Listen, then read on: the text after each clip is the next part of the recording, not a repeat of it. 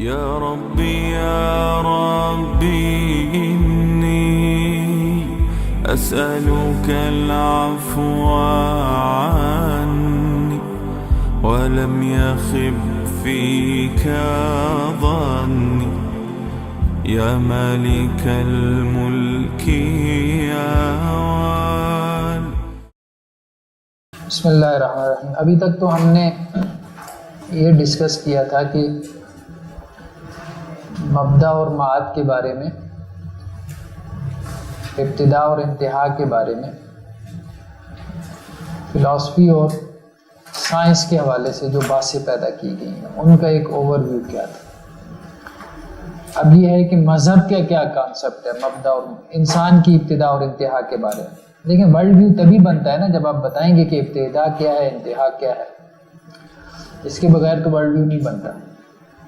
مطلب یہ اس کا ذکر، ویسے تو یہ سادہ بیان ہے، لیکن بہرحال اس سادگی کو جتنی سادگی سے ہم نے لیا ہے اسی کا نتیجہ ہے کہ آج ہمارے ہاں میٹرک لیول پہ آپ دیکھتے ہیں کہ جو بایولوجی کی ٹیچرز ہیں وہ بھی نظریہ ارتقا پڑھا رہے ہیں پورے ایمان اور یقین کے ساتھ، اور جو پڑھنے والے ہیں وہ چاہے ساتھ میں مدرسے میں حفظ کر رہے ہوں یا پورے ایمان کے ساتھ وہ پڑھ رہے ہیں.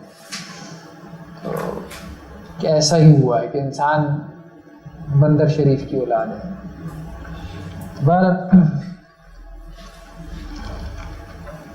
مبدا اور معاد، اب ہم اس کو ذرا جلدی سے گو تھرو کریں گے. انسان کے مبدا اور معاد کے بارے میں سب سے جامع اور منطقی جواب مذہب کے پاس ہے. یہ ایک سٹیٹمنٹ ہے، ٹھیک ہے، یہ کلیم ہے. جتنے بھی جواب موجود ہیں اب تک کے، مطلب فلسفے میں، سائنس میں، سب سے جامع، کمپریہنسو اور لاجیکل وہ مذہب کا جواب ہے. پرسپیکٹیو آف اسلام یاد ہے. ہاں، اس میں مذہب میں دیکھیں کہ ابھی چلیں اس کا حاشیہ پڑھ کے ہم اس چیز کو ڈسکس کرتے ہیں. مذہب سے مراد کون سے؟ ہم آتے ہیں اس کی طرف. سائنس کا تو ویسے ہی یہ موضوع نہیں ہے کہ وہ مبدا اور معاد کو ڈسکس کرے. اس کی وجہ یہ ہے کہ اس کا جو موضوع ہے، سبجیکٹ ہے سائنس کا، وہ تو میٹر ہے، نیچر ہے نا، جو آپ کے سامنے ہے. اس سے پہلے کیا ہے، آگے کیا ہے، وہ اس کا موضوع نہیں. اور فلسفہ، عمرانیات، نفسیات، بایولوجی اور اینتھروپولوجی یا علم الاثار کہتے ہیں، یہ آثار قدیمہ کا، آرکیالوجی اور نظریاتی فزکس، تھیوریٹیکل فزکس کے جمیع بیانیوں میں انسان کے مبدا اور معاد کے سوال کے بارے اتنا جواب موجود نہیں ہے جتنا آسمانی مذاہب میں سے کسی ایک مذہب کے بیان میں موجود ہے. اور یہ بھی ایک حقیقت ہے.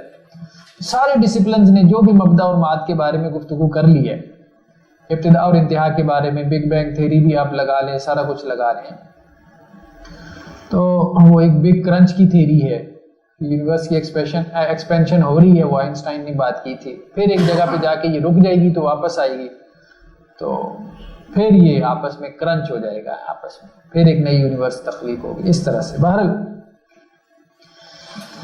تو جتنے بھی ان بیانیوں کو ہم ملا لیں، اس کے باوجود کسی ایک مذہب کو بھی آپ پکڑ لیں، لیکن سیمیٹک ریلیجنز میں سے، سیمیٹک ریلیجن، ڈیوائن ریلیجن، یعنی ریلیجنز کی مطلب دو بڑی قسمیں ہیں. ایک وہ جو ڈیوائن ہے، جو یہ کلیم رکھتے ہیں کہ وہ آسمان کی طرف سے آئے ہیں، ٹھیک ہے، یہودیت ہے، عیسائیت ہے، اسلام ہے، آسمانی مذاہب جنہیں ہم کہتے ہیں. اور کچھ ایسے ہیں جو کہ مین میڈ ہیں، جو یہ دعویٰ ہی نہیں رکھتے کہ وہ آسمان کے، وہ تو فلسفی ہے نا بیسیکلی. مین میڈ ریلیجن تو فلسفی ہے، وہ ریلیجن ہے ہی نہیں، ٹھیک ہے، وہ ایک ریلیجس فلسفی ہے، اس کو ریلیجن نہیں کہنا چاہیے. علاوہ ازیں انسانی اور عمرانی علوم میں ایسے نظریات موجود ہیں کہ انسان خود ہی مذہب اور خدا دونوں کا خالق ہے. مطلب سوشل سائنسز والے تو یہاں تک پہنچ گئے ہیں کہ انسان مذہب کا تو خالق ہے ہی ہے، مذہب بھی انسان نے خود سے بنایا ہے. مطلب انسان کی ایک کلچرل ضرورت تھی مذہب، ٹھیک ہے، سماجی ضرورت تھی، تو اس نے مذہب ایجاد کر لیا انسان نے. مطلب ویسے تو ٹھیک ہے، کچھ مذاہب ایسے ہیں جو انسانوں نے بنائے ہیں. ہندو مت، ظاہری بات ہے، آرین جو آئے تھے یہاں پہ انہوں نے بنایا تھا. بدھ مت کی بنیاد جو ہے وہ گوتم بدھا نے رکھی ہے. سکھ مت کی بنیاد جو ہے وہ گرو نانک نے رکھی ہے. ٹھیک ہے، انسانی مذاہب بھی، لیکن یہ ہے کہ تمام مذاہب انسانوں کے بنائے ہیں، یہ بڑا کلیم ہے، یہ درست نہیں ہے. تو سوشل سائنسز میں یہ نقطہ نظر موجود ہے کہ ہر مذہب انسان کا گھڑا ہوا ہے، اور ساتھ میں وہ یہ کہتے ہیں خدا کا خالق بھی انسان ہے، یعنی تصور خدا جو ہے، کانسیپٹ آف گاڈ، یہ خود اس کا کریٹر جو ہے وہ انسان ہے۔ لیکن ان جمیع نظریات کے حق میں سائنسی و روایتی شواہد موجود نہیں ہیں، امپیریکل جو ہے وہ ایویڈنسز نہیں ہیں۔ علامہ عظیم جو سوشل سائنسٹسٹ ہیں کا اس بارے کسی ایک بیانیے پر اتفاق امپاسبل ہے، ان کے بیانیے بھی مختلف ہیں، آپس میں ٹکرا رہے ہیں۔ یہ ایک بڑی وجہ ہے کہ آپ وہ بیانیے قبول نہیں کر سکتے کہ ان میں کنٹرڈکشنز ہیں، پیراڈاکسز ہیں، یہ جو ابھی ہم نے پچھلے لیکچر میں بات کی۔ جبکہ دوسری طرف آپ دیکھیں، اختلاف زمان و مکان کے باوجود، ٹائم اینڈ اسپیس کا اختلاف ہے، لیکن آدم علیہ السلام سے لے کے محمد رسول اللہ صلی اللہ علیہ وسلم تک تمام انبیاء اور رسول کا دعویٰ اور بیان ایک ہی رہا۔ مطلب اگر آپ سقراط سے لے کے جو ہے وہ آپ رسل تک آ جائیں اور آپ کہیں کہ سب کا فلسفہ ایک رہا ہے تو یہ ممکن نہیں، ٹھیک ہے، لیکن نبیوں کی جو دعوت کا اگر آپ کہیں کہ وہ ایک ہی رہا، آدم سے لے کے نوح علیہ السلام، وَإِلَىٰ عَادٍ أَخَاهُمْ هُودًا، وَإِلَىٰ، اسی طرح سے ہر مطلب نبی کی جو مرکزی دعوت ہے۔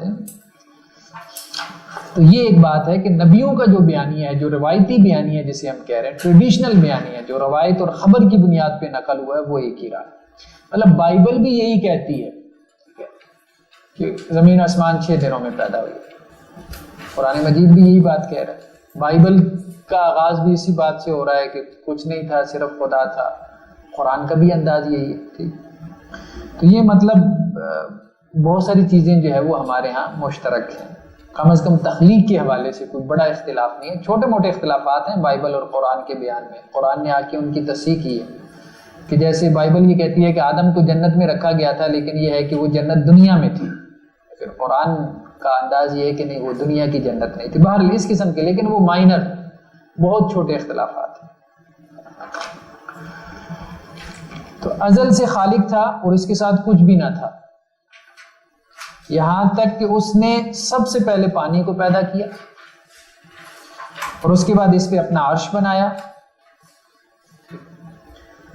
پانی اور عرش کے بعد سب سے پہلے یہ نیچے قرآن کی آیت آ گئی نا، وَالَّذِي خَلَقَ السَّمَاوَاتِ وَالْأَرْضَ فِي سِتَّةِ أَيَّامٍ وَكَانَ عَرْشُهُ عَلَى الْمَاءِ۔ عرش پانی کے اوپر ہے، آسمانوں کے اوپر بھی پانی ہے، 7 آسمانوں کے اوپر، ہم اس پانی کی حقیقت نہیں جانتے۔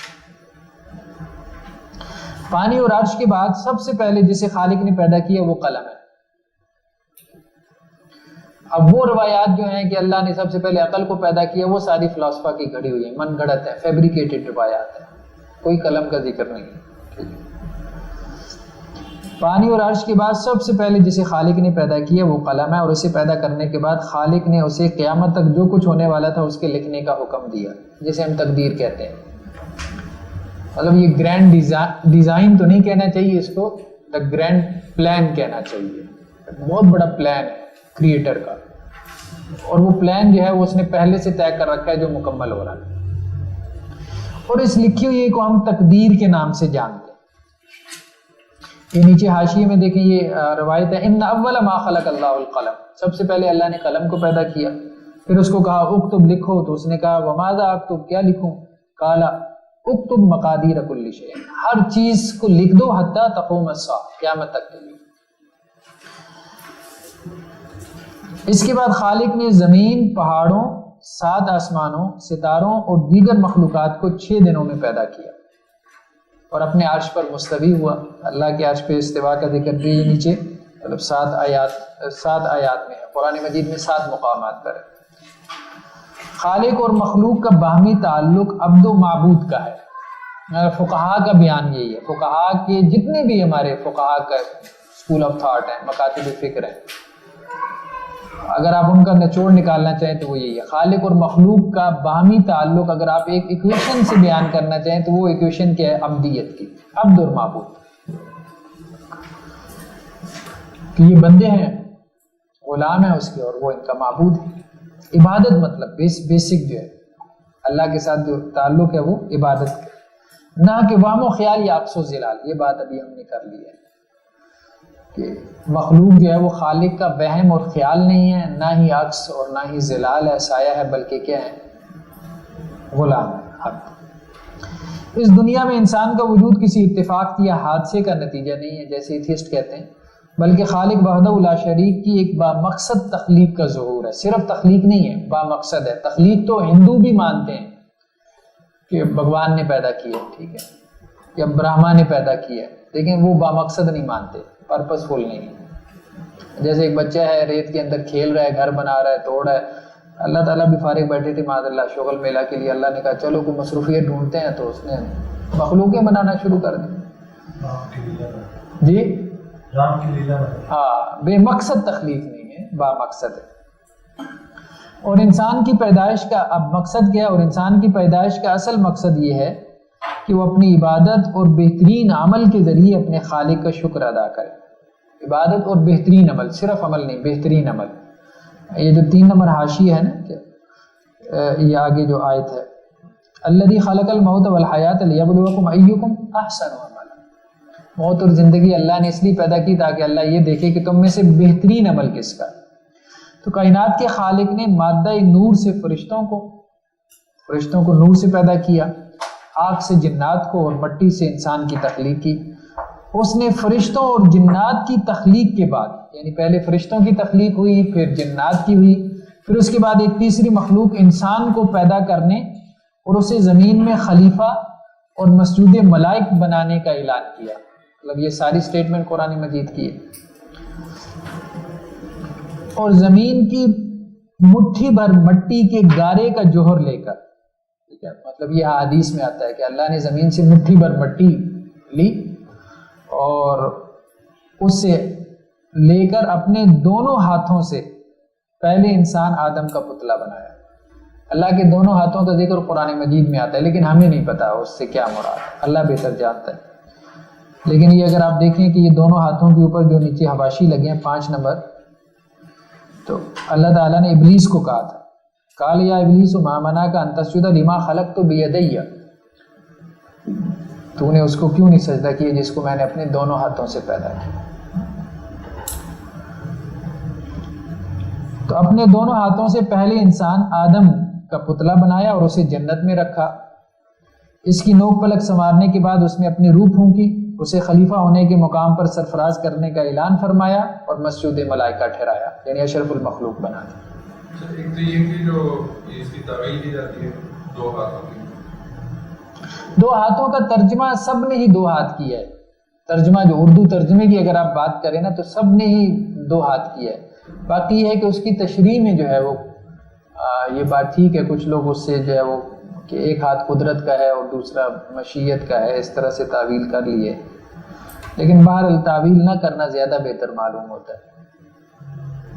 اپنی روح ہے ان کی، اس سے کیا اپنی طرف سے روح کی ہے، مطلب روح جو ہے وہ اللہ کی مخلوق ہے، مطلب یہ نہیں، اللہ کی صفت نہیں ہے۔ روح کو اللہ کی صفت بنانا یہ درست نہیں ہے۔ اس میں سر پھر وہی والی بات آ جاتی ہے نا، جو ہم اس میں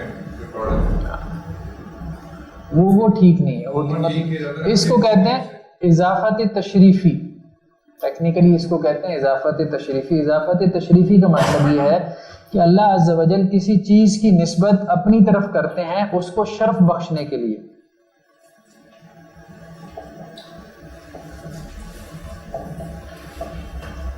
جیسے ناقۃ اللہ کی اونٹنی، اب ناقۃ اللہ کا مطلب یہ تھوڑی ہے اللہ تعالیٰ اس پہ سواری کرتے ہیں، ویسے تو اونٹنیاں ساری اللہ کی ہیں، ساری اللہ کی ہیں نا، لیکن اس کو کیوں ناقۃ اللہ کا؟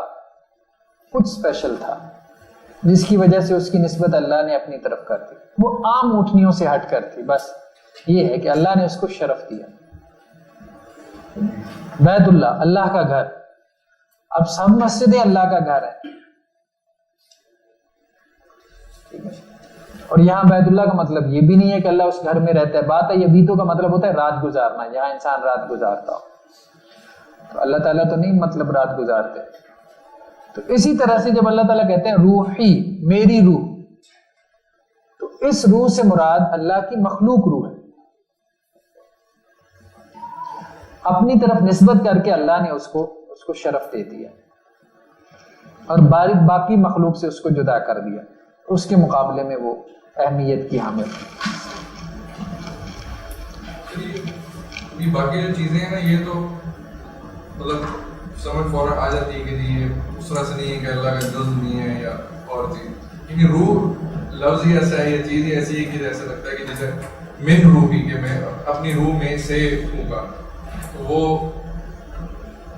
جو ہے نا ادھر جو ہے نا تھوڑا سا وہ اس کو ڈفرینشیٹ کرنا مشکل ہے. مطلب میرا رحمت ہی ہے، وہ بھی اس کا کیا ہوگا، مطلب دیکھیں نا وہ بھی اس طرح سے تو نہیں اضافت جو ہے نا، اضافت میری کتاب تو ظاہری بات ہے ضروری نہیں ہے کہ وہ بعض اوقات وہ تملیک کے معنی میں ہوتی ہے، اضافت جو ہے بعض اوقات اونرشپ جو ہے نا اس کے معنی میں ہوتی ہے، بعض اوقات ظرف کا معنی بھی دے دیتی ہے، تو یہ اونرشپ کے معنی میں ہے، تملیک کے معنی میں.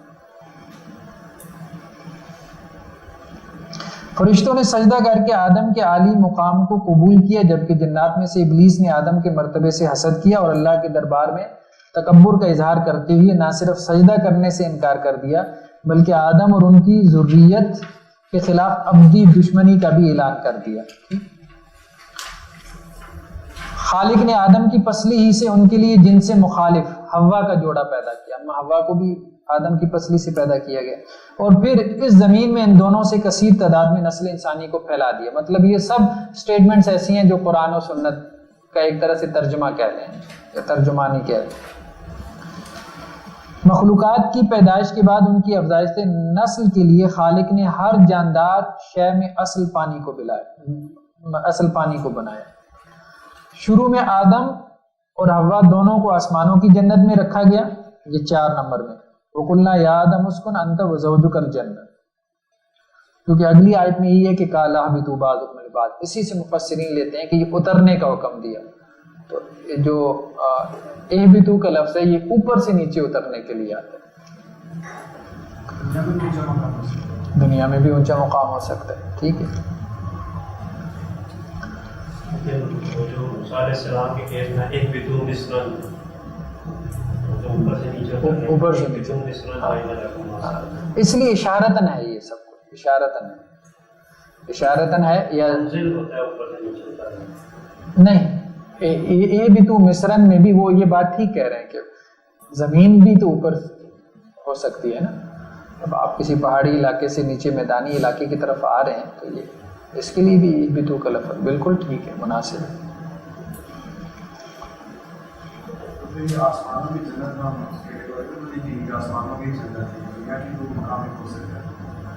دنیا کا مقام ہو سکتا ہے، یہ بات ٹھیک ہے، لیکن یہ ہے کہ اوور آل جو ایک احادیث کا آپ کہہ لیں کہ ایک جیسے ایک پکچر بنتی ہے نا، مطلب آپ یہ تو نہیں کہہ سکتے کہ کوئی واضح اور صریح دلیل، اس طرح سے تو نہیں ہے بات، لیکن یہ ہے کہ مختلف چیزوں کو آپ ملا کے سامنے رکھتے ہیں تو اس سے ایک پکچر جو بنتی ہے تو اس سے محسوس ہوتا ہے کہ آسمانوں کی جنت کی بات ہو رہی ہے.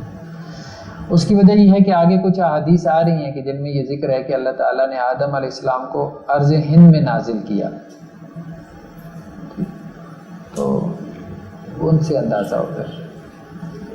یہ اگر زمین کی جنت ہو، اگر یہ زمین کی جنت ہو تو پھر دونوں کا یہاں سے نکالا جانا اتنا بڑی بات نہیں رہتی، کیونکہ الٹیمیٹلی پھر بھی دونوں زمین پہ ہی ہیں، جب بھی اس جنت سے نکالا جانا تو فرق کرتا ہے. یہ بات بھی ہے، یہ بھی اچھا پوائنٹ ہے.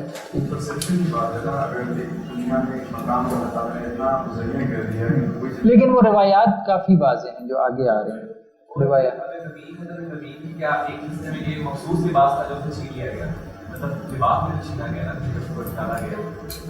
وہ مطلب ہاں وہی جو جنت میں تھے تو وہ لباس جو پہنا ہوا تھا اس جنت میں وہ نہیں گا، یہ بات ہے. آگے میرے خیال میں وہ روایت ہم دیکھ ہی لیتے ہیں. ایک منٹ، کہاں پر ہے؟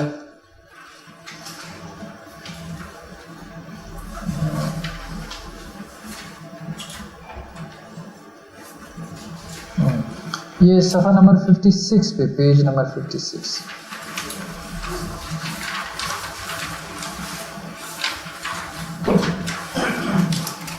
ابھی تو یہی میرے سامنے آ رہی ہے. عن ابن عباس رضی اللہ عنہما قال ان اول ما اهبط اللہ آدم الى ارض الہند.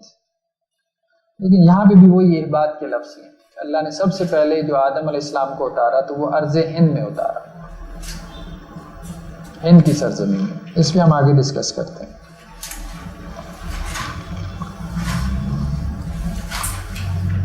تو شروع میں آدم اور حوا دونوں کو آسمانوں کی جنت میں رکھا گیا, مطلب اس لیے اس کو انورٹیڈ کاما میں کیا ہے. جبکہ بعد ازاں اسی جنت کے حصول کے لیے, یعنی جہاں سے آئے ہو اب دوبارہ تم نے اسی میں جانا, اسی جنت کے حصول کے لیے امتحان کی غرض سے متعین مدت کے لیے زمین پر اتارا گیا اور ایک آسمانی ضابطۂ حیات عطا کیا گیا. اب دیکھیں کتنا کلیئر کٹ ہے, مطلب بہت سادہ بیان ہے. اللہ نے آدم اور حوا کو پیدا کیا, جنت میں رکھا, مطلب ہر کیوں کا جو بھی سوال آپ کے ذہن میں آ سکتا ہے وہ اس کا جواب اس میں موجود ہے. وہاں تو آپ کو ہر دوسرے اسٹیٹمنٹ کے اوپر کیوں پیدا ہوتا ہے, اور وہ کہتے ہیں کیوں ہمارا موضوع ہی نہیں ہے کہ یہ کیوں ہوا. آدم پھر آسمانوں سے دنیا میں کیوں آ گئے, بھائی اس وجہ سے آ گئے. اچھا پھر دنیا کے بعد پھر کہاں جائیں گے, بھائی وہاں جائیں گے. ہر چیز کا جواب ہے نا. سر کیا یہ کہنا درست ہوگا کہ جب وہ منع کیا تھا وہ پھل نہ کھانا, آدم علیہ السلام نے جو وہ پھل کھایا, تو اس کے لیے انہوں نے سزا کے طور پر زمین پہ سزا نہیں ہے. پہلی بات تو یہ ہے کہ یہ گرینڈ پلان ہے, اللہ کی تقدیر ہے, ٹھیک ہے. اس لیے جب حدیث میں آتا ہے کہ جب مکالمہ ہوا حضرت موسیٰ کا آدم کے ساتھ, موسیٰ نے یہی کہا نا کہ آدم آپ غلطی نہ کرتے تو ہم سب جنت میں ہوتے, تو آپ کی وجہ سے تو یہ مصیبت پڑ گئی, ہر کوئی جو ہے وہ محنت کی جو ہے وہ اپنی کھٹی کھا رہا ہے. تو حضرت آدم نے جواب میں یہی کہا تھا کہ اے موسیٰ مجھے یہ بتاؤ کہ جب میں نے غلطی کی تھی اس سے 50,000 سال پہلے میری وہ غلطی کرنا کیا لوح محفوظ میں لکھا ہوا تھا؟ لکھا ہوا تھا, پھر مجھے یہ بات نہ کہو. تو رسول اللہ صلی اللہ علیہ وسلم نے پھر اس پہ تبصرہ کیا کہ آدم جو ہے وہ مکالمے میں موسیٰ پہ غالب آ گئے.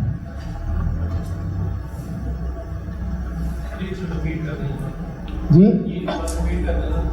مطلب حدیث میں آتا ہے کہ آدم اور موسیٰ کی آپس میں ملاقات ہوئی, تو اس ملاقات میں حضرت موسیٰ نے آدم سے کہا, شکوہ کیا کہ آپ نے درخت کا پھل کھا لیا اور آپ کی اس ایک غلطی کی سزا سب بھگت رہے ہیں ہم, مطلب آپ کی پوری آنے والی نسل بھگت رہی ہے. آپ وہ پھل نہ کھاتے تو نہ جنت سے ہم نکلتے, مطلب آپ کی اولاد بھی جنت میں ہی رہتی نا. تو اب دنیا میں آ گئے تو اب ایک امتحان میں پڑ گئے, اب وہ امتحان میں جو پاس ہوگا وہ جنت میں جائے گا. مطلب کتنے بڑے آپ نے مصیبت میں ڈال دیا اپنی اولاد کو. تو اس کا آدم علیہ السلام نے یہ جواب دیا کہ اے موسیٰ مجھے یہ بتاؤ کہ جو میں نے پھل کھایا تھا تو وہ میرا پھل کھانا یہ لوح محفوظ میں لکھا ہوا تھا؟ تو انہوں نے کہا. پھر دوسرا سوال انہوں نے یہ کیا کہ یہ کب سے لکھا ہوا تھا؟ کہا آپ کی پیدائش سے 50,000 سال پہلے. کہا پھر مجھے پہ یہ الزام نہ لگاؤ, مجھے یہ تانا نہ دو. اس پہ رسول اللہ صلی اللہ علیہ وسلم نے تبصرہ کیا کہ آدم جو ہے وہ موسیٰ پہ غالب آ گئے.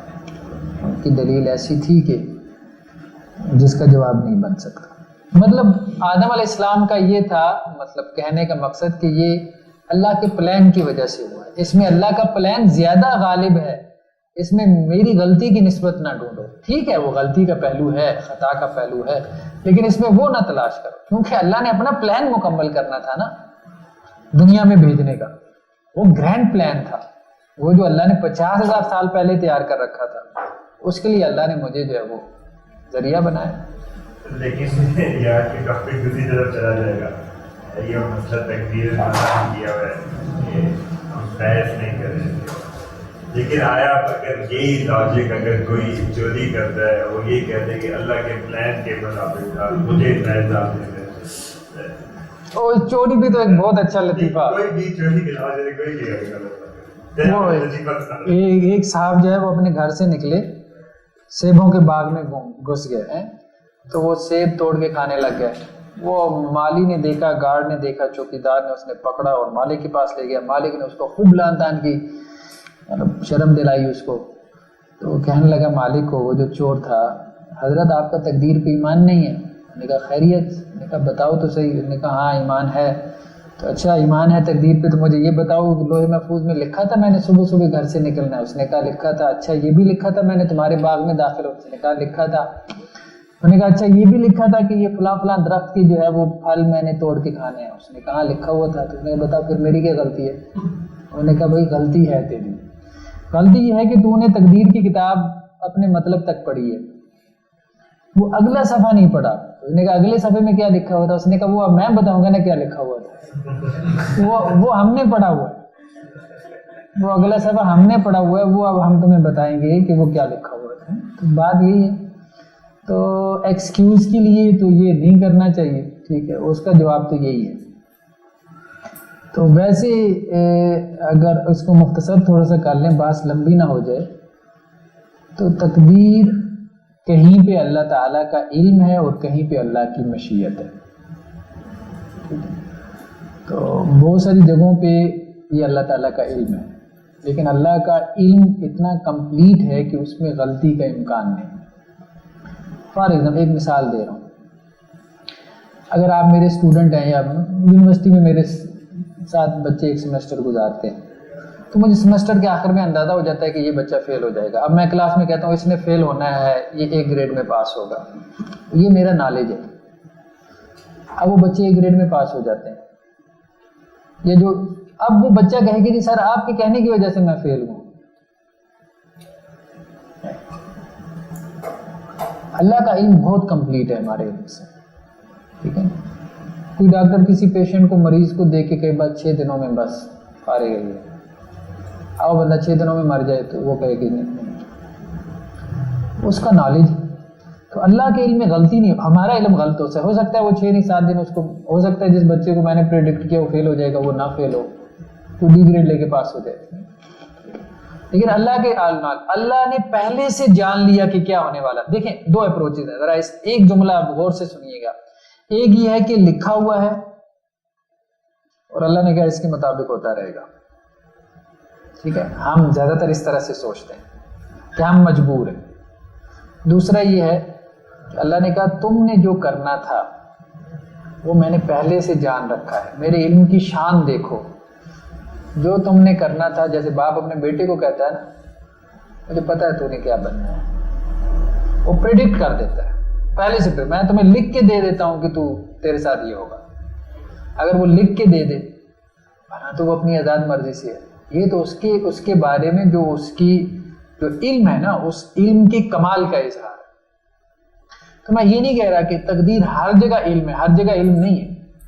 ہمارے اوپر جو آزمائش آتی ہے وہ تقدیر ہے, وہ مشیت ہے, وہ اللہ کی قضا ہے, اللہ کا فیصلہ ہے, ٹھیک ہے. ماذن فی حکم کا, اللہ تعالیٰ آپ کا فیصلہ ہمارے پاس جاری ہوتا ہے.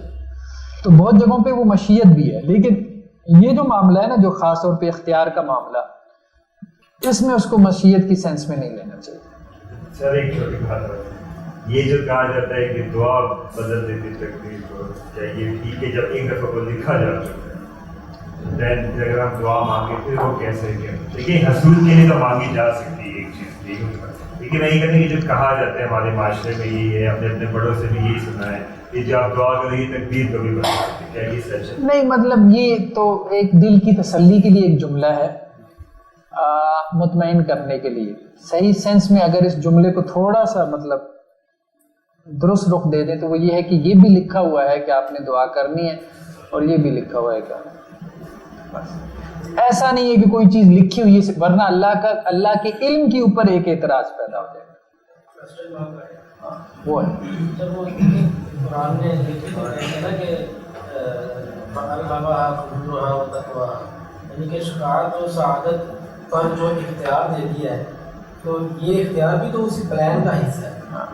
پھر معاوضے کا پھر جواب نہیں بنتا نا, اگر کا اگر یہ چیز جواب بنا دیا, یہ تو کسب ہے بندے کا.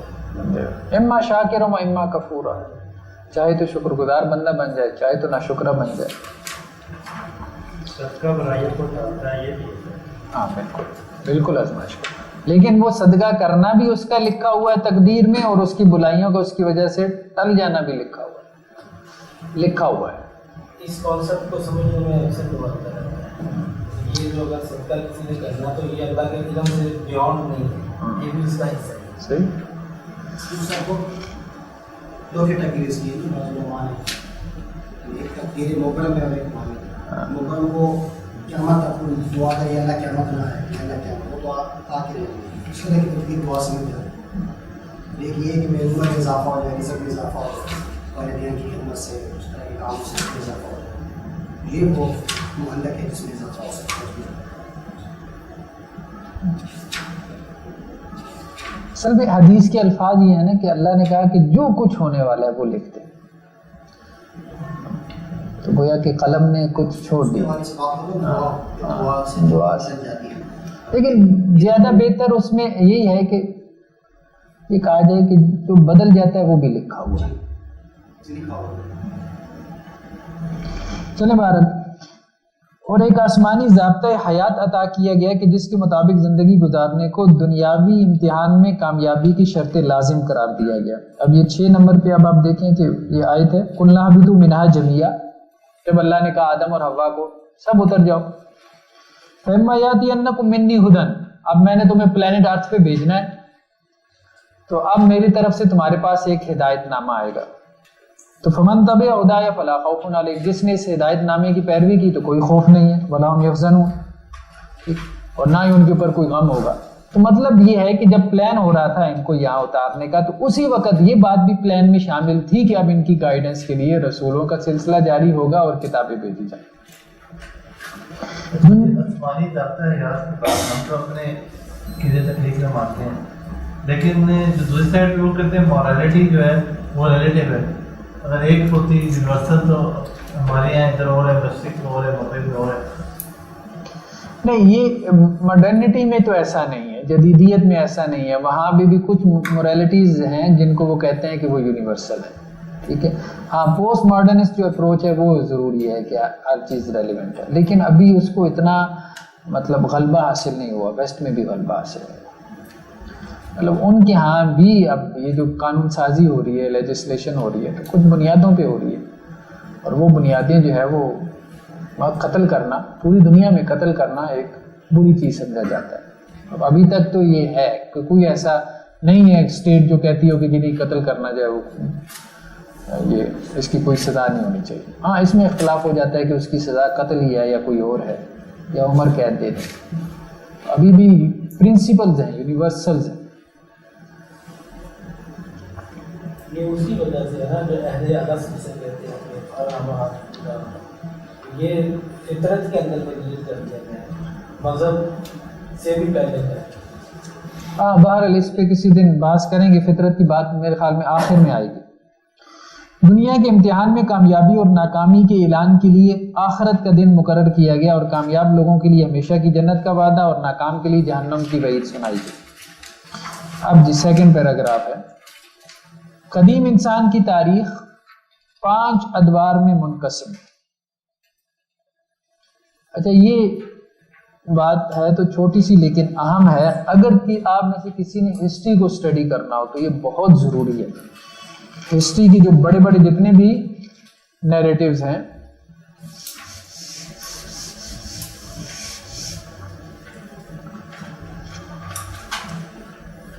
کہ ہسٹری کے جو آپ مختلف ادوار بنائیں گے، جو ایجز بنائیں گے، قرآن کا جو پرسپیکٹو ہے اس میں کیا ہے، جو 5 ادوار بنائے گئے وہ پیغمبروں کے اعتبار سے، حضرت نوح سے ابراہیم، ابراہیم سے موسیٰ، موسیٰ سے عیسیٰ، اور عیسیٰ سے محمد رسول اللہ صلی اللہ علیہ وسلم۔ یہ 5 ادوار ہیں، اور اللہ کے رسول سے لے کے قیامت تک آپ کہہ لیں جو آخری دور بن جائے گا، تو بیسیکلی 5 ادوار ہے، مطلب آپ صلی اللہ علیہ وسلم سے ماڈرن ایج شروع ہو جاتا ہے۔ حضرت نوح علیہ السلام کا زمانہ تقریباً کوئی 5000 BC کا بنتا ہے۔ حضرت ابراہیم علیہ السلام کا زمانہ یہ تقریباً کوئی 2500 BC بنتا ہے، 5000 سال قبل مسیح، یعنی آج سے 7000 سال پہلے۔ حضرت موسیٰ کا زمانہ تقریباً 1400 BC بنتا ہے، یعنی اس کے قریب قریب ہے، ایگزیکٹ تو ظاہری بات ہے نہیں ہے، کوئی فگرز نہیں ہے، زیادہ تر اس میں بائبل کے بیان ہی چلتے ہیں، کیونکہ ہمارے پاس اور کوئی وہ سورس نہیں ہے، اس ٹائم لائن کو معلوم کرنے کا ہمارے پاس اور کوئی سورس نہیں ہے۔ لیکن بائبل کے بارے میں بھی یہ ذہن میں رکھیں کہ ایز اے اسکرپچر، ایک سیکرڈ بک کے طور پہ ہم کہتے ہیں کہ اس میں تعریف ہو چکی ہے، لیکن اگر آپ اس کو ہسٹری کے ایک سورس کے طور پہ اسٹڈی کریں، مطلب ریٹن ہسٹری کے طور پہ، اب سب سے قدیم ترین ہسٹری کی بکس کون ہے، مطلب جو وہ ہیروڈوٹس کے بارے میں کہا جاتا ہے کہ اس نے کچھ مرتب کی تھی جو گریک۔ اب یہ بائبل کے جو نسخے ہیں یہ اس سے پہلے کے لکھی ہوئی ہیں، چاہے انسانوں نے لکھے ہیں، ٹھیک ہے، تورات کے نسخے اس سے پہلے کے لکھے، تو ایک ہسٹوریکل سورس کے طور پہ کم از کم سب سے قدیم ترین ہمارے پاس اگر کوئی ٹیکسٹ موجود ہے، ریٹن ٹیکسٹ، تو وہ بھی ایک ریلیجس ٹیکسٹ ہے، یہودیوں کو مرتب کیے ہوئے. تو ہیروڈوٹس کے بھی لوگوں نے بہت غلطیاں نکالی ہیں. وہ اس نے کبھی عرب دیکھا نہیں تھا تو وہ عرب کے بارے میں پریڈکٹ کا، اچھا عرب ایسا ہوگا ایسا ہوگا، نہیں دیکھا تھا اس نے، بہت غلطیاں کی اس نے عرب کے جغرافیے کے بارے میں اور بہت کچھ کیا. تو حضرت عیسیٰ تو یہاں پہ آ جاتا ہے نا، زیرو پہ آ جاتے ہیں. تو اللہ کے رسول صلی اللہ علیہ وسلم کا تقریباً آپ کہہ لیں کہ 600 میں کر لیں، چلیں 579 ہے، 600 کر لیں CE. دوسری طرف جو انہوں نے ٹائم لائن بنائی ہے، ٹھیک ہے، وہ کیا ہے؟ قدیم ہجری دور، پتھر کا زمانہ، قدیم پتھر کا زمانہ، ٹھیک ہے، پیلیولتھک ایج. 2.5 ملین سے شروع ہوتا ہے یہ، 25 لاکھ سال، 25 لاکھ سال سے لے کے تقریباً وہ اس کو لے آتے ہیں جی 12,000 BC تک قدیم ہجری دور ہے. پھر اس کے بعد کہتے ہیں جی جدید ہجری دور ہے. جدید ہجری دور میں کیا ہوا؟ کچھ زراعت وغیرہ آ گئی، ٹھیک ہے، انسانوں نے کچھ جو ہے وہ گندم اگانا سیکھ لی، کچھ اس طرح سے یہ چیزیں. جدید ہجری دور وہ کہتے ہیں کہ 12,000 سے لے کے 3000 BC تک ہے. ہاں وہی خانہ بدوش قسم کے لوگ تھے، یہاں سے وہاں گھوم رہے ہیں، پھر رہے ہیں، ٹھیک ہے، جنگلی لوگ جنہیں کہتے ہیں. تو جدید ہجری دور میں آ کے انسان نے چھوٹی چھوٹی بستیاں بنا کے رہنا سیکھنا شروع کر، ایگریکلچرل جو ہے وہ کوئی وہ ہونا شروع ہو گئی. پھر اس کے بعد جو ہے وہ اس کو کہتے ہیں کانسی کا دور، برونز ایج. یہ 3000 سے لے کے 1200 BC تک کانسی کے برتن وغیرہ زیادہ استعمال ہوئے. تو وہ دونوں کی چونکہ میٹیریلسٹک اپروچ تھی نا، تو انہوں نے تو میٹر کو ہی دیکھا. پھر اس کے بعد جو ہے وہ لوہے کا دور، آئرن ایج، یہ تقریباً 1200 سے لے کے BC سے لے کے 500 CE تک آئرن ایج تھا. پھر اس کے بعد وہ کہتے ہیں جی 5واں دور جو ہے وہ ہے قرون وسطیٰ کا، مڈل ایجز. مڈل ایجز کیا ہے؟ 500 سے لے کے 1500 تک. 1500 کے بعد جو ہے وہ ماڈرن ایج ہے، دور جدید جسے کہتے ہیں.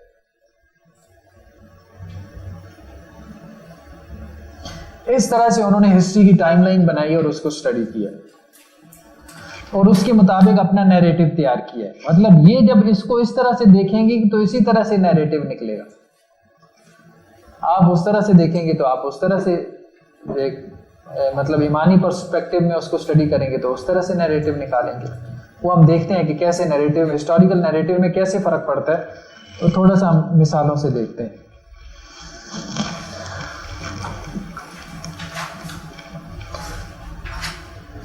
تو پہلا دور جو ہے وہ آدم سے نوح تک کا ہے، دوسرا نوح سے ابراہیم، تیسرا ابراہیم سے موسیٰ، چوتھا موسیٰ سے عیسیٰ اور پانچواں عیسیٰ سے محمد رسول اللہ صلی اللہ علیہ وسلم تک ہے. آدم کو جنت سے ارض ہند میں اتارا گیا، ٹھیک ہے، اور انہیں صنعت اور زبان دونوں سکھا کر دنیا میں بھیجا گیا. تو پیج نمبر 58 پہ دیکھیں، پیج نمبر 58 پہ یہ جو حواشی ہیں، وَعَلَّمَ آدَمَ الْأَسْمَاءَ كُلَّهَا، یہ اسماء کیا تھے؟ اسماء بیسیکلی لینگویج تھی. تو وہ یہ جو کہتے ہیں نا کہ شروع میں انسان بول ہی نہیں سکتا تھا، اب یہی ہے نا مطلب انہوں نے کہ انسان زبانیں کیسے وجود میں آئیں. وہ جب اپنے اس میٹیریلسٹک جو اس اپروچ کے ساتھ اس کو دیکھیں گے تو وہ تو یہی کہتے ہیں کہ انسان کو بولنا ہی نہیں آتا تھا، جانوروں کی طرح ہوں کرتا رہتا تھا. آہستہ آہستہ اس نے بولنا سیکھ لیا. چمپینزی کو کہاں بولنا آتا ہے، پھر آہستہ آہستہ اس نے کچھ 2-4 لفظ سیکھے، پھر یہ اور یہ ہوا، وہ ہوا، فلاں ہوا، جو بھی ہے بات. تو زبان جو ہے وہ اس کا ارتقا نہیں ہوا، بلکہ کیا ہے اللہ نے پہلے دن سے اس زبان سکھا کے بھیجی ہے. وَعَلَّمَ آدَمَ الْأَسْمَاءَ كُلَّهَا، آدم کو اللہ نے تمام چیزوں کے نام سکھائے. عبداللہ ابن عباس کہتے ہیں کہ یہ کیا چیزیں تھیں؟ یہ وہ چیزیں تھیں کہ آدم کو دنیا میں بھیج کر، مطلب جن چیزوں کی ان کو ضرورت پڑنی تھی، ایون کہ سوئی تک، اس کا نام سکھایا گیا. یہ جو آگے روایت آ رہی ہے نا عن ابن عباس، اسی حاشیے میں حضرت ابن عباس سے روایت ہے کہ علم آدم الاسماء کلھا وہی هذه الاسماء التي يتعارف بها الناس انسان و دابہ. کہ انسان کو انسان کہنا ہے، اس کو دابہ کہنا ہے، اس کو عرض کہنا ہے، اس کو سہل کہنا ہے، اس کو بحر کہنا ہے، یہ جبل ہے، یہ حمار ہے. اس طرح سے ہر چیز کے نام سکھائے، ویکیبلری دی. تو پہلی زبان جو ہے وہ اللہ کی طرف سے صرف زبان نہیں سکھائی گئی. دوسری چیز کیا ہے؟ صنعت. صنعت بھی جو ہے وہ اللہ تعالیٰ نے سکھا کے بھیجا دنیا کے اندر. جی یہ ہمارے علم میں نہیں، یہ ہم نہیں کہہ سکتے کیا عربی تھی. اور صنعت سکھا کے بھیجا، اس کا ریفرنس ہے. جی یہ 2 نمبر ریفرنس ہے.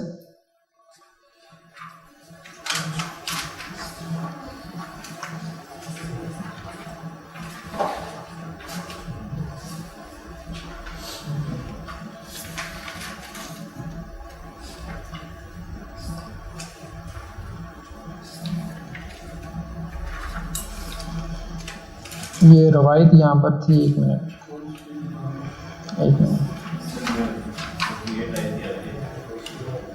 یہ یہاں نہیں آ گئی میرے خیال میں، آگے کہیں چلی گئی. یہ بلکہ یہ 57 پہ آ جائیں، بائبل کا بیان دیکھ لیں. اس میں 57 پہ نیچے ایک حاشیہ ہے. آدم کا بیٹا قائن عدن کے مشرق میں نود کے علاقے میں آباد ہوا. ہاں بلکہ نہیں، یہ ایک اور ہے 2 نمبر حاشیہ، یہ 56 پہ ہے سب سے نیچے. یہ روایت ہے. ان اللہ لما اخرج آدم من الجنہ، جب اللہ تعالیٰ نے آدم کو جنت سے نکالا، زودہ من ثمار الجنہ، تو انہیں جنت کے کچھ پھل ہاتھ میں پکڑا دیے. وعلمہ الصنعۃ کل شیء، اور اللہ نے انہیں ہر قسم کی صنعت کاریگری سکھا کے بھیجی. ٹھیک ہے، کھیتی باڑی کیسے کرنی ہے، یہ ساری چیزیں جو ہے وہ بتلا کے بھی.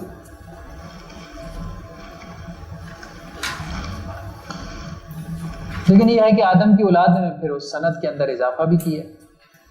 وہ یہ بائبل کے بیان میں اب آپ دیکھیں کہ آدم کا بیٹا قائن عدن کے مشرق میں آباد ہوا. اب اسی تو آگے دیکھتے جائیں تو آخری جو 2 لائن ہیں، یابل کی اولاد نے خانہ بدوشی اختیار کی، جبکہ یوبل کی اولاد نے آلات موسیقی، بانسری وغیرہ ایجاد کی، فنون لطیفہ. اور بلقائن نے لوہے اور پیتل کے ہتھیار بنائے. سٹون ایج کی بات ہو رہی.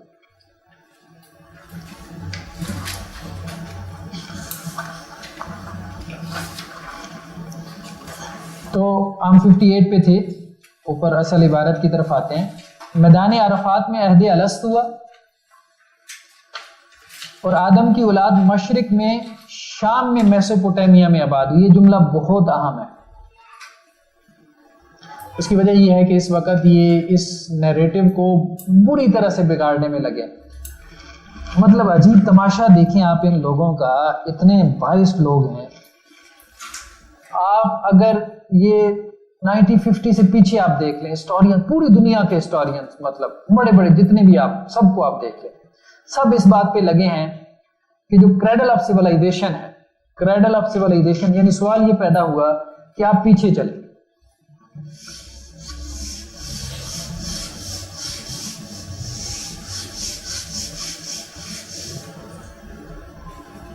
ابھی ہم اب 2017 میں ہے نا، آپ اوپر چلے، پیچھے چلے 4000 سال 6000 سال پیچھے. آبادیاں ختم ہوتی جائیں گی نا. آج سے 2000 سال پیچھے جائیں گے تو یہاں شاید یہ شہر نہ ہو. ٹھیک ہے، اس سے 4000 سال پیچھے جائیں گے تو شاید یہاں پہ سندھ کے علاوہ پنجاب سارا غائب ہو جائے. ٹھیک ہے، پیچھے جاتے جائیں گے تو آبادیاں سکڑتی جائیں گی. تو وہ پہلا پوائنٹ کون سا تھا جہاں سے انسان کی تہذیب جو ہے وہ ابھرنا شروع ہوئی، جس کو وہ کہتے ہیں کریڈل آف سیولائزیشن. تمام تہذیبوں کا گہوارہ، پنگھورا بنا. وہ پہلی آبادی کون سی تھی؟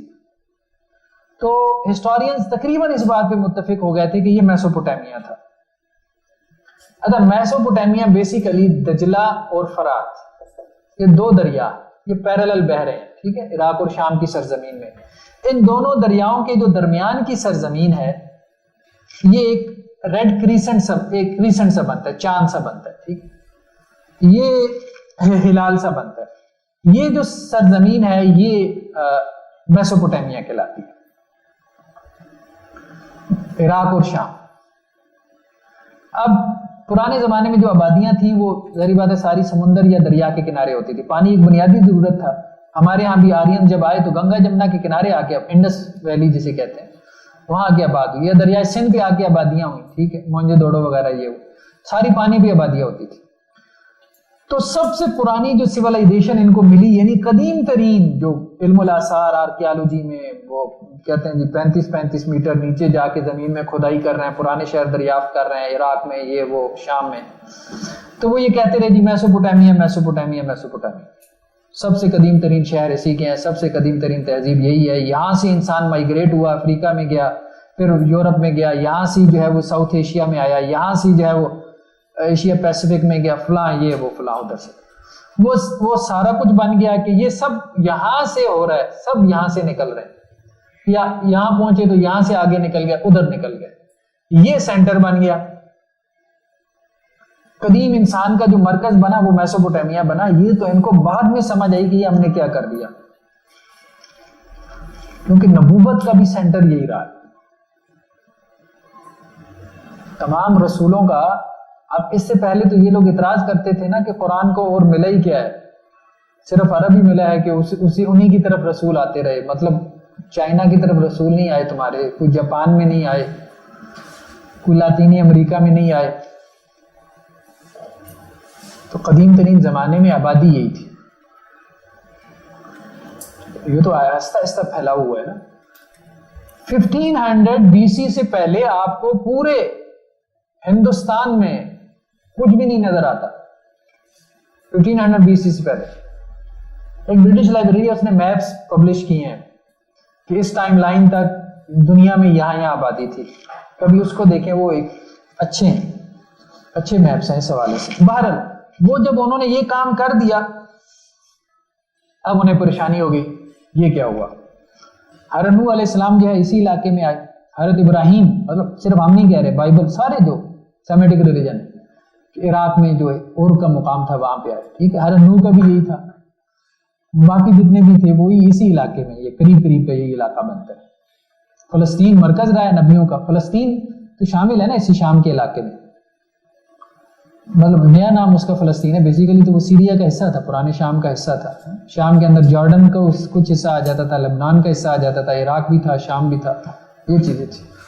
اب ان خبیثوں نے یہ کام کچھ عرصے سے شروع کر دیا ہے کہ وہ اب مطلب ہر کوئی 10-12 سال بعد ایک سٹیٹمنٹ آ جاتی ہے جی قدیم ترین تہذیب افریقہ میں دریافت ہو گئی, قدیم ترین تہذیب جو ہے وہ شہر امریکہ میں دریافت ہو گیا, قدیم ترین شہر فلاں جگہ.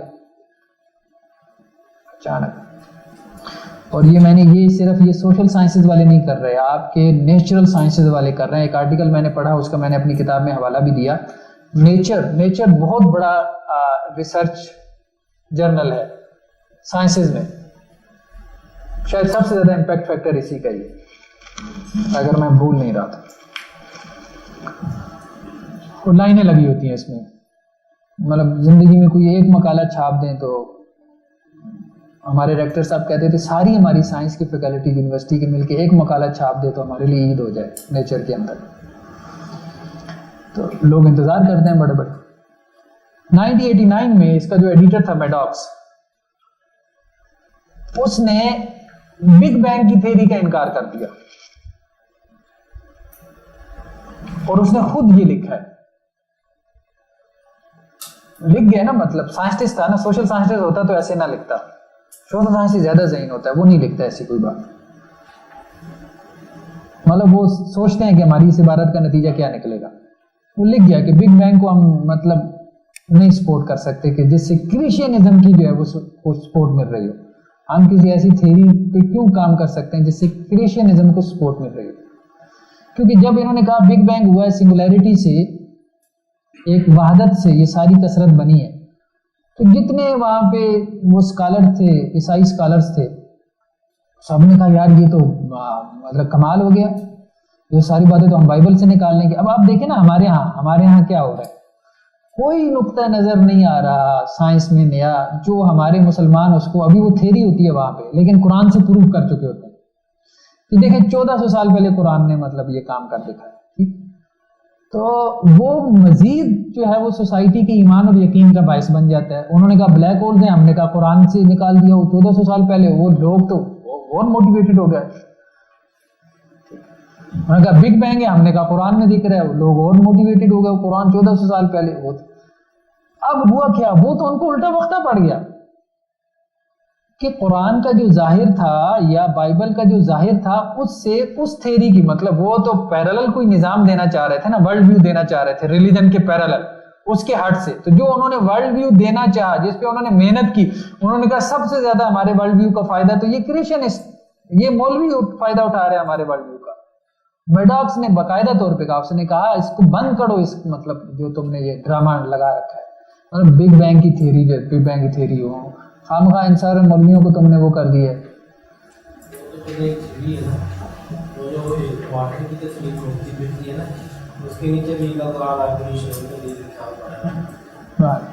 تو ہم یہ بات کر رہے تھے کہ یہ لوگ اس طرح سے کرتے ہیں. میسوپوٹیمیا کے اندر کچھ بت ملے، اب شہروں کی کھدائی کرتے ہیں، علم الاثار آرکیالوجی کہتے ہیں اس کو، برتن ملتے ہیں، یہ ملا وہ ملا. اچھا ان بتوں نے ہاتھ باندھے ہوئے تھے، کچھ امیجز میں نے دیکھے ہیں، انہوں نے اس طرح سے ہاتھ باندھے جو بھی ان کے. اچھا اب انہوں نے، چونکہ اب ظاہری بات ہے ان کا جو نیریٹو ہے، ان کی جو سوچ ہے، میٹیریلسٹک اپروچ ہے، انہوں نے کہا دیکھیں جی قدیم ترین تہذیب میں بھی شرک ہو رہا تھا. ٹھیک، تو گویا کہ قدیم انسان جو ہے وہ مشرک تھا، سب سے قدیم انسان مشرک تھا. آہستہ آہستہ ایوولوشن ہوا. مطلب دیکھیں انہوں نے مذہب میں کیسے ایوولوشن ثابت کیا، مطلب کہاں تھیری جا کے لگائی ہے. ہماری توحید بھی اپنے ایوولوشن سے ثابت کر دی. کہتے ہیں پہلے ان کی ملینز میں تھے خدا، پھر آہستہ آہستہ عیسائیت میں آ کے انہوں نے کہا نہیں بہت ہیں 3 پہ آ گئے. اسلام نے کہا نہیں یار 3 بھی زیادہ ہیں، 1 کر لو. ٹھیک ہے، تو ارتقاء ہوا ہے. انسان کی جو ڈاگمیٹک اپروچ ہے خدا کے بارے میں، اس کا جو کانسیپٹ ہے، اس میں ارتقاء ہوا ہے، وہ ملین سے 1 کی طرف آیا. اچھا مذہب کا کیا بیان ہے کہ 1 سے ملینز کی طرف گیا. ہم یہی کہتے ہیں نا کان الناس امۃ واحدہ، تمام امت ایک تھی. آدم علیہ السلام قدیم وہی دین توحید تھا. سب سے پہلا جو شرک پیدا ہوا نوح علیہ السلام کی قوم میں پیدا ہوا. یہاں سے انہوں نے یہ بت نکالے.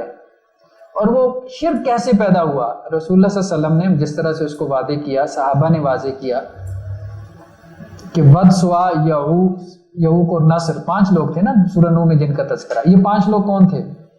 ان کے اولیاء اللہ میں سے. جب یہ فوت ہو گئے تو ان کے دلوں میں شیطان نے وسوسہ ڈالا ان کے بت بنا لو ان کی یاد کے لیے، جیسے ہم یاد کے لیے تصویریں بنا لیتے ہیں. انہوں نے تصویریں بنا دی. پھر اس نے کہا چوراہوں پہ لٹکا دو، چوراہوں پہ لٹکا دی. آندھی جھکڑ طوفان بارش آئے مٹ گئے. اس نے کہا یار پکا کام کرو اسٹیچوز بنا دو. جیسے ویسٹ میں ہے، بلکہ ہمارے یہاں بھی اسٹیچوز بنا دیتے ہیں نا اپنے سیلیبریٹیز کی، پبلک پلیسز پہ لگا دیے. انہوں نے لگا دیے. پھر اگلی نسلوں میں آ کے لوگ ان کے سامنے بیٹھنا شروع ہو گئے، دھیان گیان شروع ہو گیا، شرک شروع ہو گیا. یہ تھا. تو بیسیکلی جو اسٹیچوز بنائے گئے تھے وہ شروع میں یہ ریپریزینٹ کرنے کے لیے بنائے گئے تھے کہ یہ اللہ کے نیک بندے ہیں، مطلب جو اللہ کے سامنے کھڑا ہے ہاتھ باندھ کے، تو ان کی اوبیڈینس کا اشارہ تھا.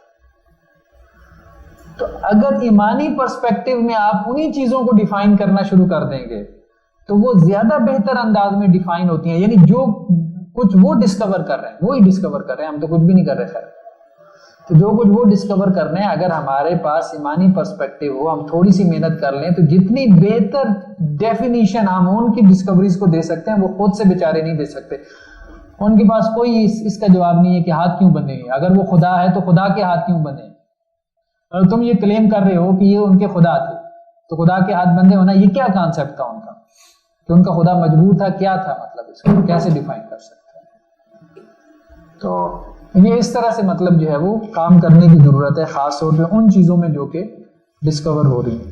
بلکہ اب تو خیر ڈسکور کم ہو رہی ہیں، بنا زیادہ رہے. آدم اور نوح کے مابین 10 نسلیں ہیں. ٹھیک ہے، تو یہ نیچے ایک روایت کا حوالہ ہے، ان رجلا قال یا رسول اللہ نبی کان آدم قال نعم مکلم، اللہ کے رسول کے آدم نبی تھے تو آپ نے کہا ہاں، اور اللہ نے ان سے کلام کیا۔ قال فکم کان بینہ و بین نوح، تو آدم اور نوح کے درمیان کتنی نسلیں؟ قال عشرۃ، 10 نسلیں، ٹھیک ہے، یہی 10 نسلوں کا ذکر بائبل میں بھی ہے جو توحید پر ایمان رکھنے والی تھی۔ ان 10 نسلوں میں شرک پیدا نہیں ہوا۔ آدم کی اولاد میں پہلی مرتبہ شرک کا ظہور نوح کے زمانے میں ہوا، جبکہ وہ شام کے علاقے میں آباد تھے۔ تو یہ سب سے پہلے قوم نوح میں شرک پیدا ہوا۔ قوم نوح کے شرک، سرکشی اور بغاوت کے نتیجے میں طوفان نوح کے ذریعے نسل انسانی ہلاک ہوئی، اور اہل کشتی میں سے صرف نوح ہی کی نسل آگے جاری ہوئی۔ یہ نیچے جو ہے وہ حواشی میں دیکھیں، یہ نیچے اس کا ذکر ہے۔ اب آپ دیکھیں کہ بات یہ ہے کہ ہم صرف یہ نہیں کہہ رہے کہ طوفان نوح آیا تھا یا کوئی کشتی تھی، آپ کے ایکسٹرنل مطلب دلیل تو وہی ہوتی ہے نا جو ود ان ڈسپلن نہ آئے، مطلب مذہب کو ثابت کرنے کے لیے ہم مذہب سے دلیل دے دیں تو یہ کوئی بڑی بات نہیں ہے، ٹھیک ہے، سائنس کو ثابت کرنے کے لیے سائنس سے دوسرے ڈسپلن سے دلیل آئے، تو ایکسٹرنل ایویڈنس یہ بہت بڑی ایویڈنس ہوتی ہے۔ تو یہ نیچے آپ پیراگراف میں دیکھیں، اس طوفان اور کشتی کا ذکر ہمیں سومیرین تہذیب کی، یہ قدیم ترین جو ہمارے پاس ریکارڈ ہے، قدیم ترین سیولائزیشن جس کا ریکارڈ ہمارے پاس ہے وہ سومیرینز ہے۔ ان کی جو ایک یہ رزمیہ ہے ایپک آف گلگامش، اس میں ملتا ہے یہ نظم بیبلون کہتے ہیں اس کو، بابل شہر جو عراق کا ہے، اس کی کھدائی کے دوران 1800 BC کے زمانے کی جو ریٹن نظم ہے جو لکھی ہوئی ہے، جس کو انہوں نے مطلب اس میں اس طوفان کا بھی ذکر ہے اور کشتی کا بھی ذکر ہے۔ اب یہ ایمانی تہذیب نہیں تھی، سومیرینز بالکل ایک مشرکانہ تہذیب تھی۔ کشتی کے بارے میں کچھ لوگ کہتے ہیں کہ نہیں وہ اتنا فکشن رہتا ہے۔ موجودہ نسل انسانی نوح کے 3 بیٹوں سام، حام اور یافس کی اولاد ہے۔ یہ 2 نمبر اس میں روایت کیا ہے، ولد نوح ثلاثہ، سام و حام و یافس ابو الروم۔ یافس جو ہے وہ روم ان کی نسل میں سے، اہل روم کے باپ۔ عرب سام، حبشی حام اور اہل روم یافس کی اولاد ہے۔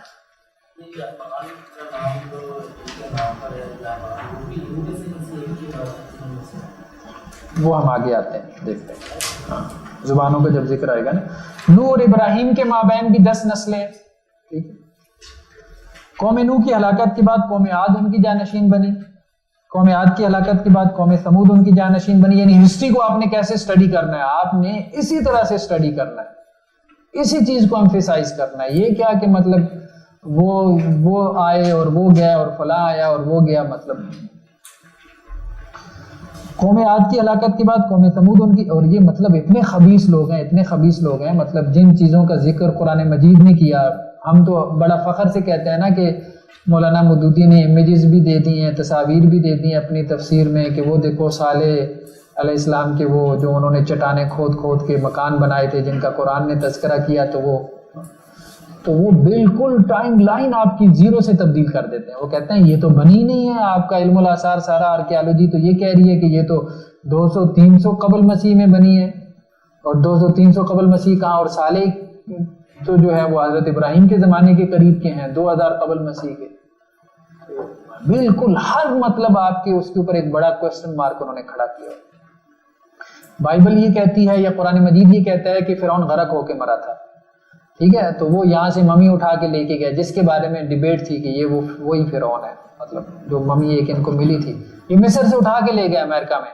وہاں انہوں نے ریسرچ کی، کہنے وہ اس کے بعد ریسرچ آرٹیکلز پبلش کیے کہ پانی سے تو یقینی طور پہ ڈیتھ نہیں ہوئی، البتہ اس کے دماغ میں رسولی نکل آئی تھی، اس سے اس کی ڈیتھ ہوئی ہے۔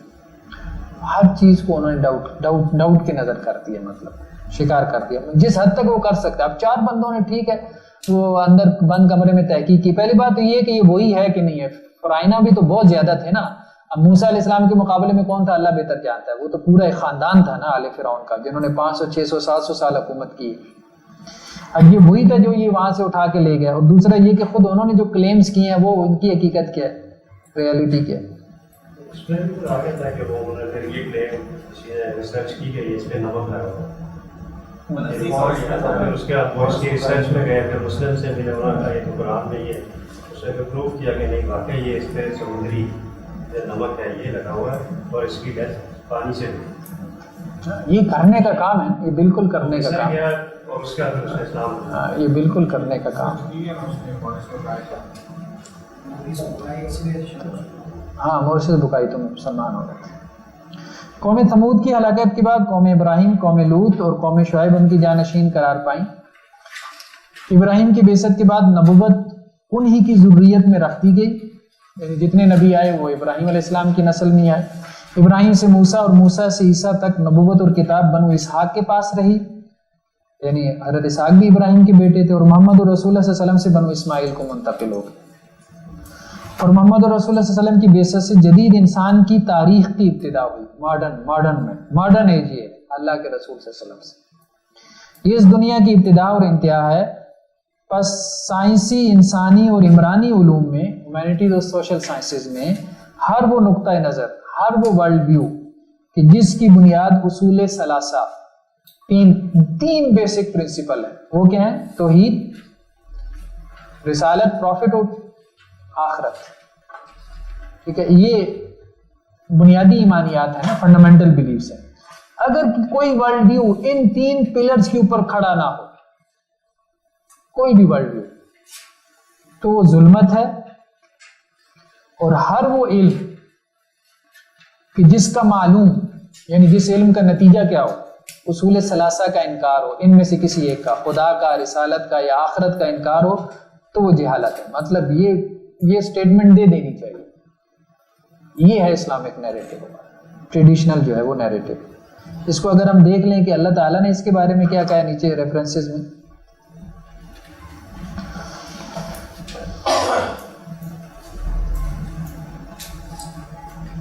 یہ 66 پہ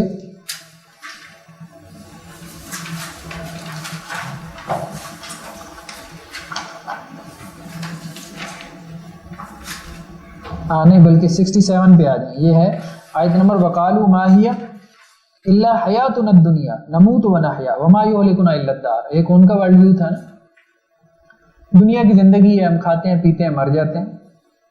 وما لهم بذلک من علم، تو اللہ نے کیا کہا، ان کے اس موقف کی بنیاد علم نہیں ہے. انہم الا یظنون، یہ گمان ہے، گمان کے تیر. تو اس ورلڈ ویو کو علم نہیں کہا جا سکتا، یا اس علم کو علم نہیں کہنا چاہیے کہ جو یہ کلیم کرتا ہو کہ خدا کا انکار کر دیا، رسالت کا انکار کر دیا، آخرت کا انکار کر دیا. وہ علم نہیں ہے، وہ گمان ہے. یہ ممکن نہیں ہے کہ علم جو ہے وہ کبھی آپ کو ان تین میں سے کسی ایک چیز کے انکار کی طرف لے کے جائے. روایت اور فہم دوسری، یہ تو ہے مبدا اور معاد کی بات ہو گئی کہ یہ پوری ایک سٹوری، کہانی کیا ہے کہ انسان یہاں کیوں آ گیا، کیسے آ گیا، کس طرح سے آ گیا. اب دوسری چیز یہ ہے کہ ہم نے یہ بات تو سمجھ لی ہے، اللہ کے رسول صلی اللہ علیہ وسلم تک ہم پہنچ گئے. ٹھیک ہے، آدم سے شروع ہوئی ہے اللہ کے رسول صلی اللہ علیہ وسلم تک، کہ اللہ نے انسانوں کی بھلائی کے لیے دین دیا، ہر دور میں نبیوں اور رسولوں کو دیا، اللہ کے رسول صلی اللہ علیہ وسلم کو بھی دیا گیا. تو اب اس دین کی بات ہو رہی ہے. اب ہم غامدی صاحب کا بھی تذکرہ کریں گے. تو خالق کی طرف سے دنیاوی زندگی گزارنے کے لیے نازل کیے گئے ابدی اور آسمانی ضابطۂ حیات کو دین اسلام کا نام دیا گیا. اللہ نے کہا تھا نا دنیا میں بھیجوں گا تو ایک ضابطۂ حیات دے، کوڈ آف لائف دے کے بھیجوں گا، جس کے مطابق زندگی گزارنی ہے. جو گزارے گا تو وہ کامیاب ہوگا. اس کوڈ آف لائف کو دین اسلام کہا گیا. آدم سے لے کے محمد اور رسول اللہ صلی اللہ علیہ وسلم تک سب کا دین ایک تھا، شریعت مختلف تھی. اس کے علاوہ کسی بھی ضابطۂ حیات کو قبول کرنے یا اس کے مطابق زندگی گزارنے کا انکار کر دیا گیا. یہ بہت اہم ہے. 3 نمبر حاشیہ جو ہے، وَمَن يَبْتَغِ غَيْرَ الْإِسْلَامِ دِينًا فَلَن يُقْبَلَ مِنْهُ. اسلام کے علاوہ کوئی اور دین لے کے آؤ گے نہیں قبول. نہ عیسائیت نہ یہودیت. ساری زندگی سجدے میں گزار دو، ٹھیک ہے، ساری زندگی جو صدقہ خیرات میں گزار دو، اللہ کچھ بھی قبول نہیں کرے گا. مطلب یہ بہت کلیئر سٹیٹمنٹ ہے. وہ مطلب ہمارے ہاں بھی لوگ کہتے ہیں نا یار کیا ہے آپ وہ بھی تو نیکی کر رہے ہیں نا, وہ بھی تو دیکھیں اخلاق ان کے ہم سے بھی اچھے ہیں. اسلام کے علاوہ نہیں. یہی بات رسول اللہ صلی اللہ علیہ وسلم نے اس طرح سے بیان کر دی, جو یہودی اور عیسائی ہو کے مرے جبکہ میری نبوت کی خبر اس تک پہنچ چکی ہو, اور پھر بھی یہودی اور عیسائی ہو کے مرے, پھر اس کے لیے کوئی عذر نہیں, اللہ کو اس کی کوئی پرواہ نہیں. اس تک نہیں پہنچی, جس تک نہیں پہنچی اس کے بارے میں ڈیبیٹ ہے, اس کو اللہ تعالیٰ معاف کر دے. جس تک دعوت نہیں پہنچی وہ ایک علیحدہ بات ہے, لیکن جس تک دعوت پہنچ گئی رسول اللہ صلی اللہ علیہ وسلم کے نبوت کی, رسالت کی. لیکن یہ بات درست ہوئی کہ انسان جواب دے بس اس حد تک علم کا ہے جو اس تک پہنچے. ہاں یہ بات بالکل درست ہے, بالکل. اس سے آگے کا وہ جو علم ہی نہیں پہنچا, جس کا مجھ سے مطالبہ ہی نہیں کیا گیا, وہ اس کا میں مکلف. اور وہ جو فطری جبلی میں جو اہل رست ہے وہ اس کی فطرت میں شامل ہے. وہ ہر مسمت جو طے شدہ برائی ہے مسلمہ اس کو برائی سمجھتا ہے, اور طے شدہ اچھائیاں ان پر کار بن رہا ہے, تو پھر اس کے بارے میں اس کا دم نہیں ہونا چاہیے. انشاءاللہ اس پہ بات کریں. ہر انسان کا جو ایک نسلی لگاؤ ہوا ہے وہ کس طرح قرآنوں کی اس پہ کوئی 10,000 ایئرز ہم نے کیا کہ 10,000 ایئرز کا عرصہ ہے, تو اس میں ایک حضرت آدم ہے اور ان سے کالے بھی گورے بھی سامنے بھی اور ہر طرح کے لوگ تکلیف ہوئے ہیں. تو یہ اس میں بائبل جو ہے نا وہ اس نے بہت تفصیل سے بیان کیا. اتھینٹک تو نہیں ہے لیکن کسی حد تک آپ کہہ سکتے کہ بائبل ساری غلط بھی نہیں ہے, ساری ٹھیک بھی نہیں ہے. بائبل کے بارے میں ایک جملے میں ہم بات کریں, ساری غلط بھی نہیں ہے, ساری ٹھیک بھی نہیں ہے. اور قرآن کا بھی انداز یہی ہے سابقہ کتب کے بارے میں. تو اس لیے آپ صلی اللہ علیہ وسلم نے بھی یہی کہا حدثوا عن بنی اسرائیل, بنی اسرائیل سے بیان کر لو, ولا حرج, کوئی حرج نہیں ہے, میں تمہیں روکتا نہیں, لیکن تصدیق یا تکذیب نہ کرو.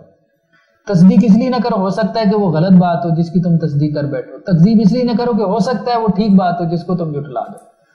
تو اوورآل آپ ایک پکچر لے سکتے ہیں بائبل سے, اور وہ لینا چاہیں تو یہاں کچھ کوٹیشنز میں نے دی ہیں. یہ جیسے اب آپ دیکھیں کہ 63 پہ آ جائیں.